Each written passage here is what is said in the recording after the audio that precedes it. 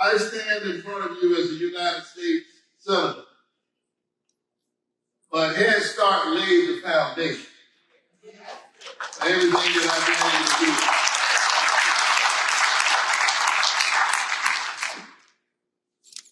I am an example of the difference that good public policy can make.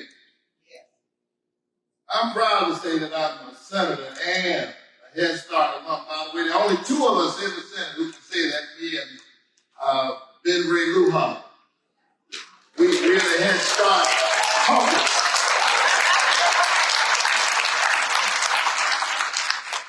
In the Senate. And because of good public policy like Head Start, a kid who grew up in public housing now stands as a member of what some argue is the most consequential deliberative body on the planet. But what I try to do every single day is not focus on that. That seems really heady to me. You call yourself the most consequential deliberative body on the planet. Maybe if we weren't so caught up in the sense of drama around that, sense of self-importance, we might actually get more done. What I try to do in my work is to center ordinary people and to remember the folk who sent me there in the first place. I had a high school teacher who told me that service is the rent you pay for the space you occupy. So every single day I'm paying the rent. And it is that sense that inspired me to my call to ministry. And the work that I do in the Senate every single day, I see it really as an extension of that first call to ministry. I'm not a senator who used to be a pastor. I'm a pastor in the Senate.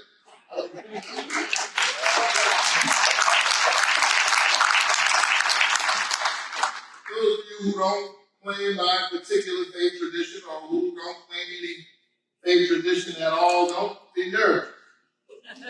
When I say that, I'm talking about my commitment to service. I'm not talking about particular creeds of my religious tradition. I'm talking about the values that resonate, I think, in all of the great traditions, all the great moral traditions like love and justice and kindness and equity and inclusion and fairness and doing unto others that you would have them do unto you. I think all of us ought to embrace that.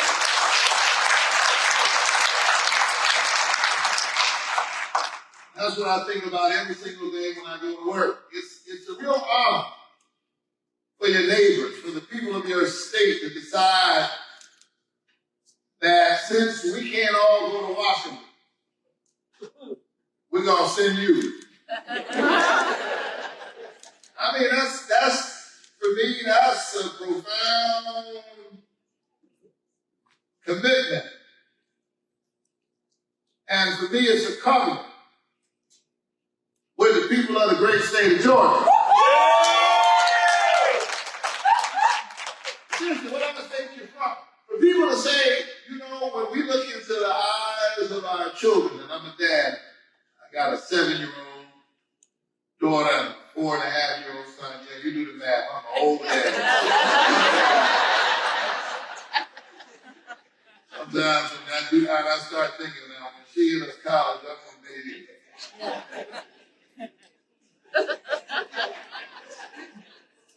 But for people to look in the eyes of their children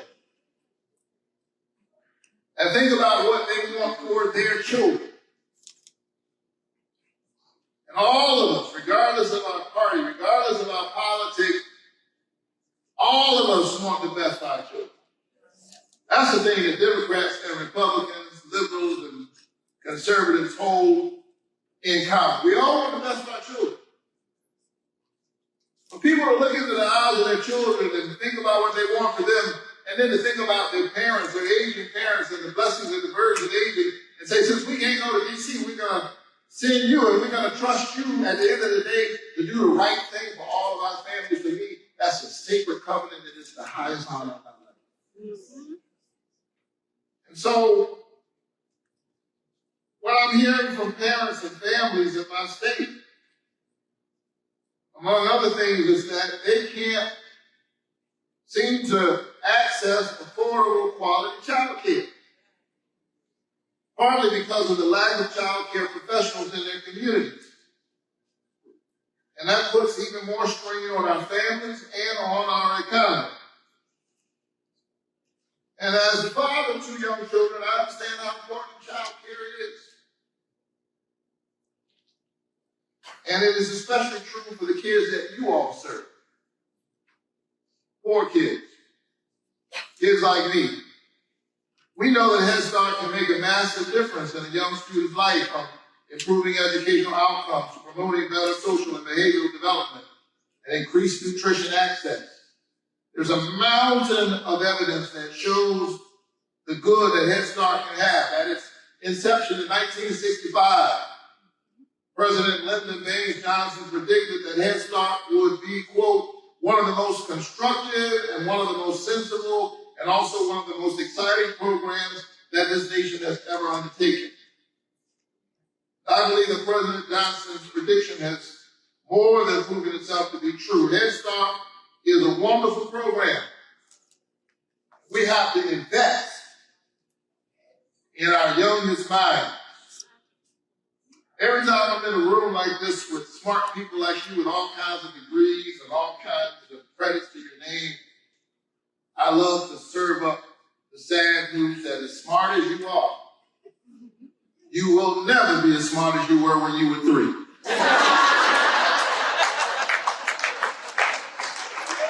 to 5. That's what the magic is. It all went downhill after that. But seriously, the scientists will tell you that that's when the brain is literally growing. That's when those neurons are firing. If they were firing now like they did when you were 3, you'd go crazy.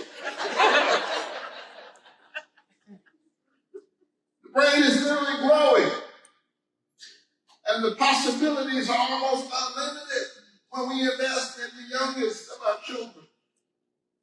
And the parts of the brain that we don't engage, the science shows us that it actually atrophies.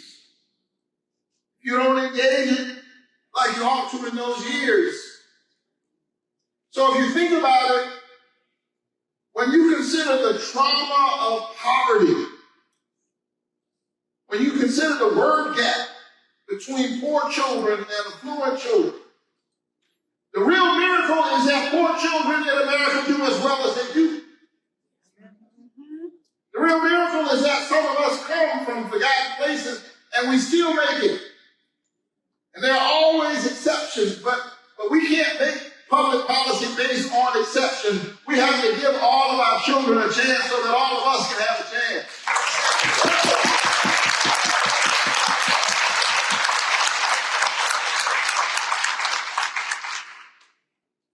And so I was down in my hometown of Savannah, Georgia, a few weeks ago, and I got a chance to see up close the difference that Head Start has been making since 1965. Head Start has changed the lives of more than 38 million children. Head Start's success has shown that poverty in this nation is a public policy choice. When our nation is serious about uplifting our fellow Americans who are less fortunate than us, the sky is the limit. We in Washington must do everything that we can. And so I was down in Savannah, Georgia, visiting a Head Start program. And I saw the incredible work that they're doing against the odds. Consider this, 20% of Head Start and early Head Start classrooms nationwide are currently closed. 20%. 19% of Head Start positions are vacant nationwide. And data from the Bureau of Labor Statistics shows that our child care workforce numbers are still alarmingly below pandemic levels. This is a massive problem, and I submit that it is a moral problem. We know that investing in early childhood education makes a difference. And that's why, as someone who wouldn't be standing here without the tools and the experience that I received in Head Start, I am proud to announce today that I am introducing a new bipartisan bill to start tackling this problem.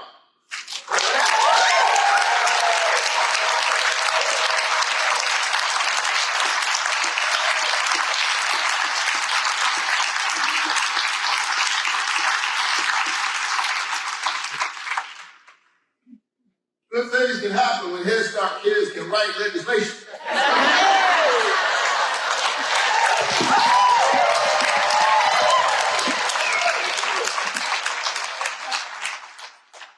So I'm offering my new Headway Act. I like that, Headway Act. With my Republican partner, Senator Mike Brown of Indiana. To strengthen our child care infrastructure by making it easier for early learning professionals to fill these shortages in our early Head Start classrooms.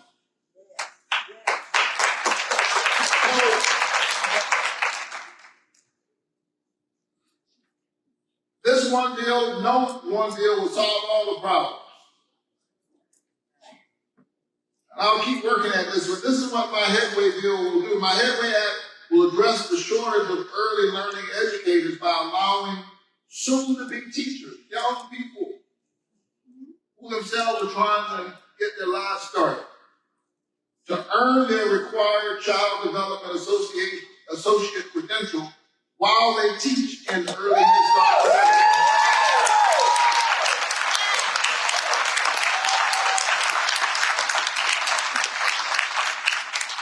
While at the same time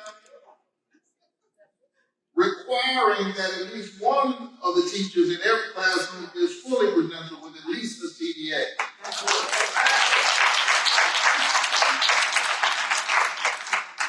So we want to create this mentorship program inside of our classroom. Experienced, fully credentialed teacher, a teacher who is emerging, who gets the chance to teach even as they're working on their credentials. Our bill will require mentorship for these early learning professionals to make sure that they continue making progress toward earning their CDA, because it's important. These teachers in our early childhood programs and our Head Start programs, it's important to emphasize that Head Start teachers, early child care teachers are just that. They're not babysitters, they're teachers, they're professionals.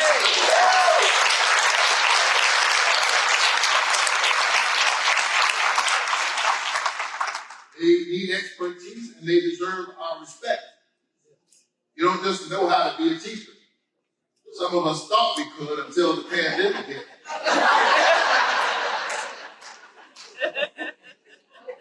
I think a whole lot more parents appreciate teachers out of the pandemic.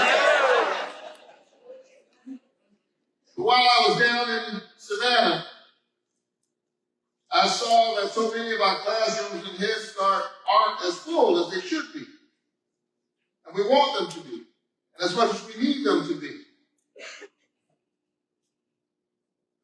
And I saw how vital it was to strengthen the child care workforce pipeline. And my visit down in Savannah was just another reminder that early childhood development is key, not only for these young children, but also for their families and their communities and for our economy. And in a real sense, our Headway Act is aimed at giving our child care educators, who are unsung heroes in the backbone of our education workforce, giving the teachers a head start in their future careers.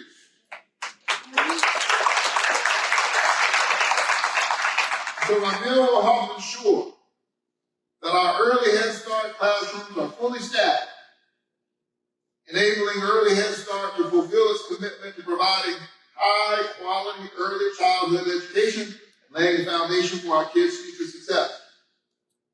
And it will open up desperately needed slots for students at every income level.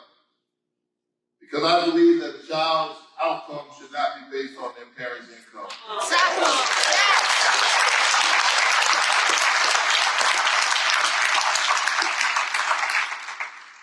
It's not where you start. Where you going? Last year I went down to Savannah, where in the Kate Homes housing projects, where I grew up, on a street called Kate Street. The highlight of my life, they were changing Kate Street to Raphael Warnock Way.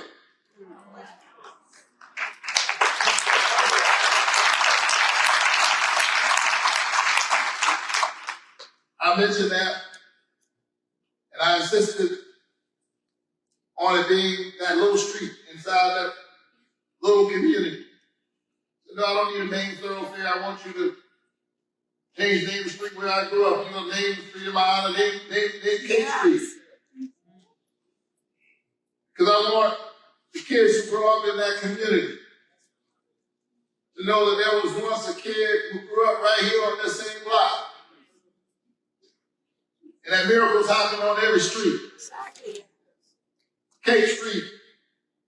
Because there are superheroes all around us. I'm looking at superheroes all in this building, and we don't always see them. But beneath your normal clothes, all of you wearing a cape. Superheroes for our children. Making great things happen every single day.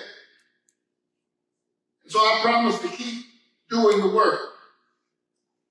I promise to continue to fight to lower the cost of insulin for our seniors. And to boost mental health counseling for our students. Work to create more green energy jobs and to keep fighting to keep the government open and funded so that we can keep things going.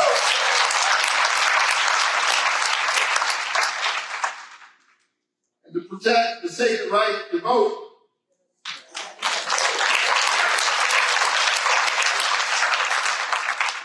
Because everybody deserves a vote. Because everybody has a voice. It is a recognition that each of us has within ourselves a spark of the divine. We're created in the imago Dei, the very image of God. We have value, and so we ought to have a voice. If we have a voice, we ought to have a vote. We all live on Kate Street. There are heroes all around us. And I just wanted to drop by to say thank you. Thank you for your gift.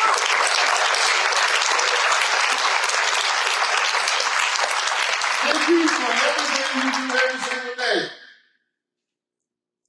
In closing, and nobody believes a Baptist preacher when he says in closing.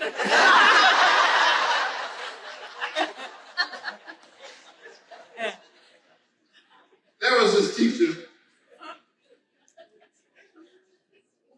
first grade teacher was having a rough day because she had a little boy in her class who just was creating rockets. He wouldn't be still, he wouldn't stop talking that day.